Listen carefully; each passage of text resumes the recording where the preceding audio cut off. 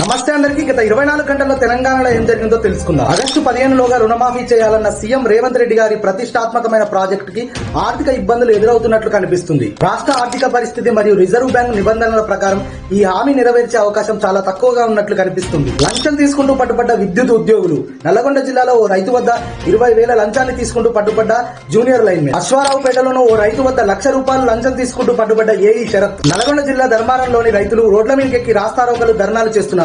వడ్లను వేగవంతంగా కొనుగోలు చేయాలని ప్రభుత్వాన్ని డిమాండ్ చేస్తున్నారు. సరైన లైసెన్సులు లేకుండా మందులు అమ్ముతున్న పి రామ్మోహన్ అనే వ్యక్తిని నిన్న కోరుట్ల సివిల్ జడ్జ్ 1 సంవత్సరం పాటు శిక్షను మరియు 50,000 జరిమానాను విధించింది. కేసీఆర్ గారి పిలుపు మేరకు రాష్ట్ర వ్యాప్తంగా బీఆర్ఎస్ శ్రేణులన్నీ కాంగ్రెస్ రైతు వ్యతిరేక చర్యలకు నిరసనగా ధర్నాలు రాస్తారోకలు నిర్వహించారు. నిన్న పడ్డ భారీ వర్షం కారణంగా ఎస్ఆర్హెచ్ మరియు జీటీల మధ్య జరగాల్సిన ఐపీఎల్ మ్యాచ్ అనేది అయితే జరగలేదు. 2 జట్లకు చెరొక పాయింట్ ఇవ్వడం జరిగింది. దీంతో ఎస్ఆర్హెచ్ ప్లే ఆఫ్ పై బెర్తులు కన్ఫర్మ్ చేసుకోవడం జరిగింది.